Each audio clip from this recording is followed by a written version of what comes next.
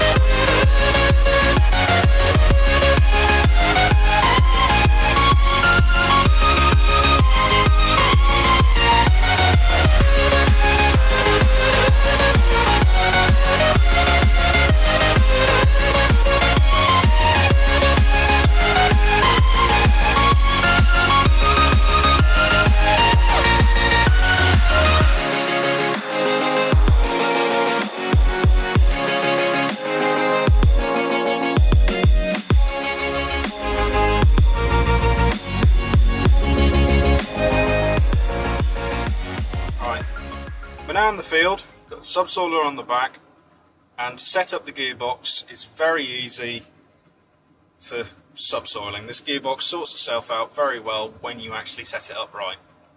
So we're going to start off by saying, for this application, we do not want the auto set revs, because this is for PTO work. As soon as we put this in, it will always prioritise keeping the revs the same, so your wheel speed will be at the wayside should we start to have problems. So if you use these, the engine speed will always be the same. That doesn't matter for this. We need torque to the wheels because we're pulling a load. So to set that up, real nice and easy, we set a minimum RPM of about 1100, and then we dial this down.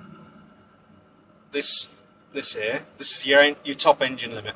Dial that down to about 19 and a half. So the easiest way to think about this is your minimum RPM, this is your maximum RPM. So we've just set them, like I said, about 1100, about 1900. Because we want to maintain the power and torque curve, because when you have a engine map, you'll have two curves. You'll have torque going one way like that, and engine power going that way, and you want to ideally have for subsoiling, you ideally want it in this middle cross where those two lap over, which is about 1800 RPM for this tractor. So we've got that set now. We turn to the screen now. We've got our AB line set up already, did that a little while ago, and now we need to make sure we're not in the road speed, we're in our field speed. So to change that is the rabbit and tortoise on here. So there we are in road speed, come down, now we're in field. So now the gearbox is going to behave using these two sliders and that set speed. And because we haven't set an RPM that has to be fixed for PTO work, it's going to prioritise ground speed. So now we'll get started. We press this button at the top here to engage the auto steer. We've already got that in. Take her out of park, bumper into forward. You hear the lock come off.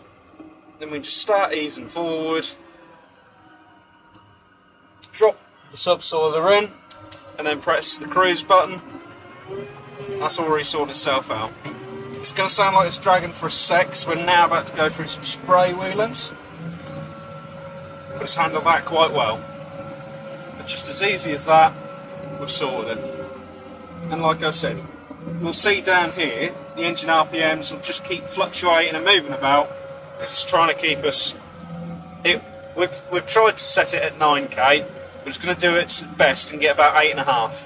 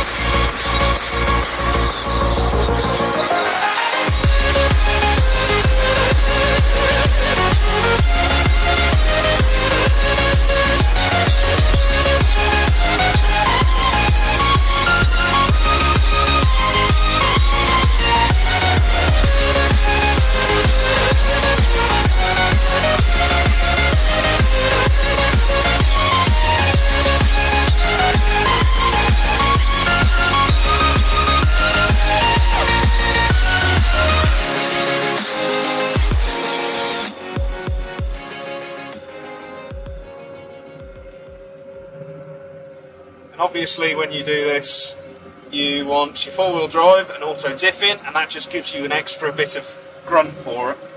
Gives you the extra traction and the extra torque. And down here you have your raise and lower switches. These green lights, when you're subsoiling and ploughing and doing general draft work, you want these green lights to keep flickering between the raise and the lower. You need it to flicker at quite a constant, not a constant rate, it needs to be even. So if it blips twice up here, it wants to blip twice there. So that just keeps the, of course, in sort of more old school terms, you look at your top link and see that floating.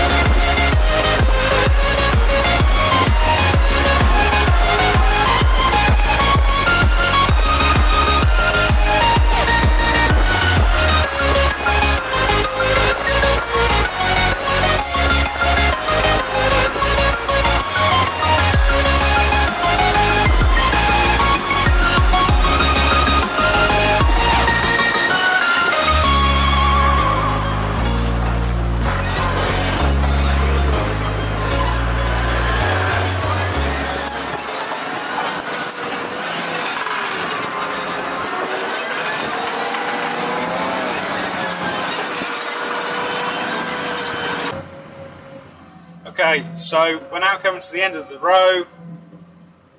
When we get to the end here, we've got a couple of spray wheelings. We're going to make sure we get through them, but just as we get the other side, we're going to pull up. And that beeping there is the sat-nav telling us that we're nearly at the end of the boundary. So we're going to get through these combine wheels, then the spray wheels, and then lift up, pull back on the joystick so we get less power. And then we turn into the next row.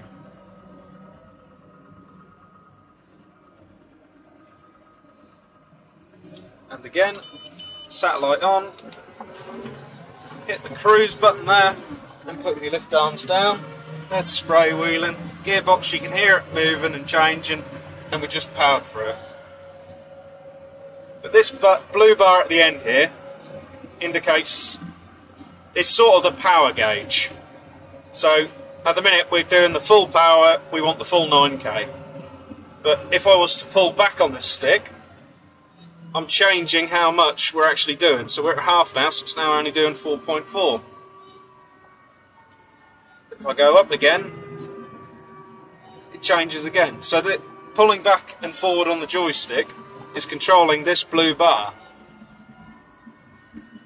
And that's how you get different field cruises. If we want to change the speed completely, we use this thumb wheel here by the hare and the tortoise.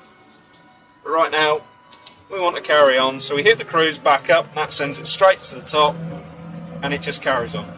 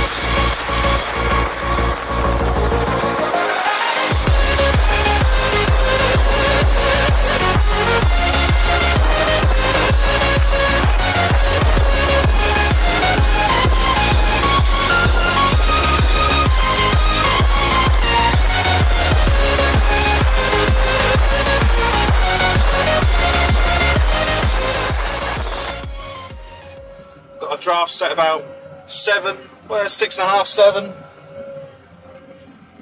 that's doing it quite nicely. But in some of the harder stuff, when we were going down the tram line, I did have to scroll it down to about 5.5.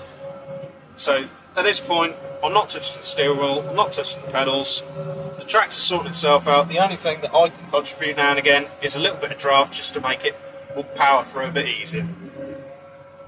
But ultimately, I'm just here to turn it around at the ends now and just make sure nothing goes wrong.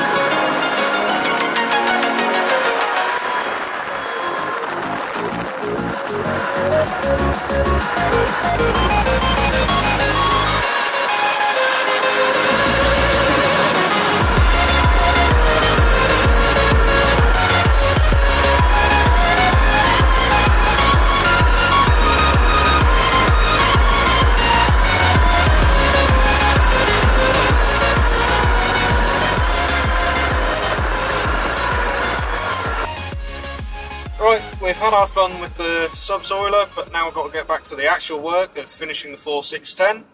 It's not going to do itself, so here we are, we better get back on the road. So, the gearbox now needs to put back into road mode. Simple enough. Minimum revs, back down to nothing. Maximum revs, opens it all the way up, so then you've got full range of the engine to complement the gearbox.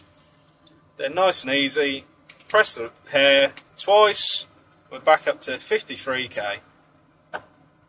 Job's a good one. We've already unhooked the subsoiler. So make sure our arm's down.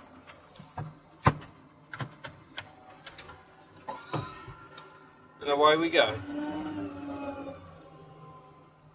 Other arms back up. And lastly, 4-wheel drive, auto diff off. Definitely the most important thing, put your seatbelt on.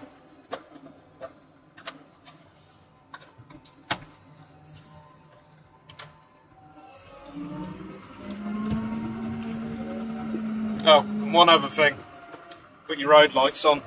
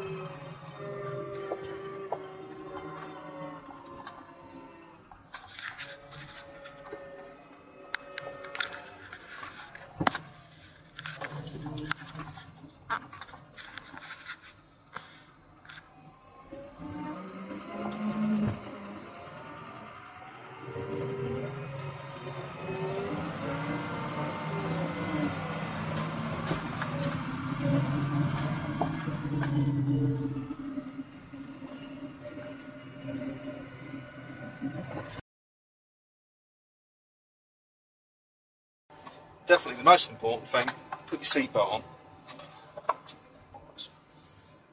And definitely the most important thing, put your seatbelt on.